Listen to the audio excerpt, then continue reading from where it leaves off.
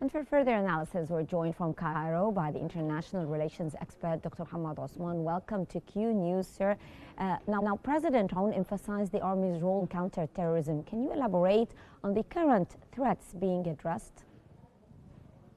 Thank you for having me, Hala. It seems that Lebanon at the moment, or the Lebanese leadership, is trying to prove to the international community that it is more than able than ever in controlling its own territories and exercising full sovereignty over them, and ensuring that Lebanese territory will not pose any threat to any neighboring country, namely Israel, of course, in this case, because the entire pretext for Israel's aggression against Lebanon was attacks that were launched by non-state actors from within Lebanese territory against the Israeli positions and northern Israeli settlements in Israel and in occupied Palestine.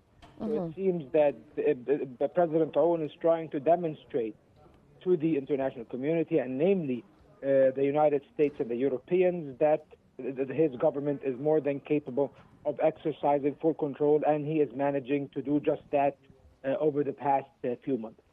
Well, speaking of capability, how effective has the Lebanese army been in removing Hezbollah infrastructure south of the Litani per the ceasefire agreement? I think that the Lebanese army has been completely implementing the ceasefire agreement with all of its provisions, including the removal of Hezbollah infrastructure south of the Litani.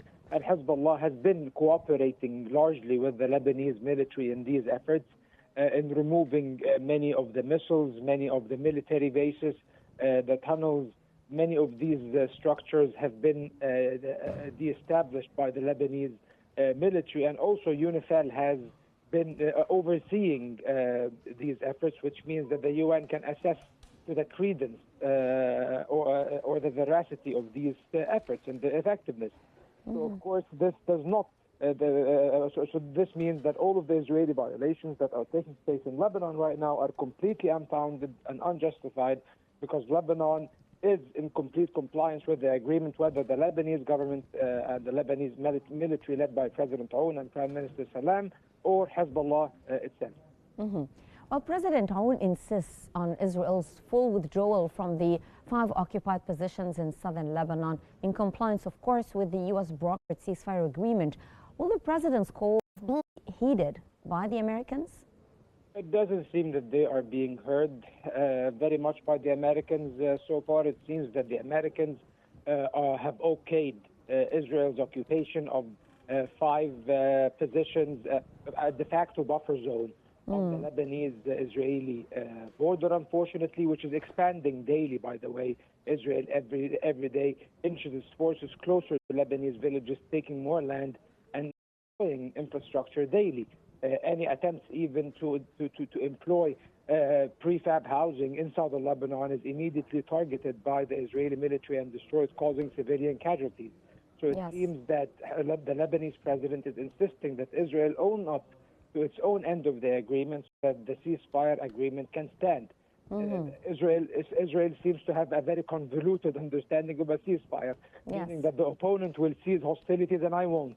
So it seems that President Aoun is insisting on Lebanon's territorial integrity and its complete sovereignty over its territories, which dictates that Israel should withdraw from all of the occupied Lebanese land. Yes, since we're speaking about Israel's endless violations of Lebanese territorial integrity, reaching its peak with the bombing of Beirut's southern suburbs yesterday, could such Israeli provocations lead to the outbreak of open hostilities once again? I think this is a very low probability, because Hezbollah has been exhausted in the last round of fighting. Its capabilities have been largely diminished by Israel's onslaughts and acts of aggression. So it doesn't, and of course, with the fall of the former Syrian regime, the land bridge between Lebanon and Iran has been severed, which means that the supplies coming to Hezbollah in order to rearm and reorganize have been severed. It's not there anymore.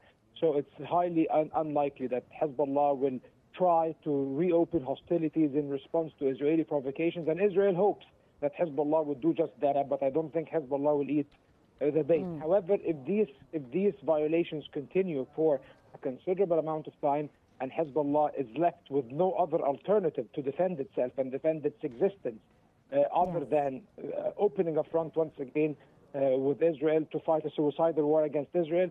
This might very well happen, and then Israel will have a pretext to occupy even more Lebanese land, unfortunately, and I think this is Netanyahu's endgame. Yes, yes. Well, thank you so much from Cairo. That was the international relations expert, Dr. Mohamed Osman. Thank you so much for joining us here on Q News.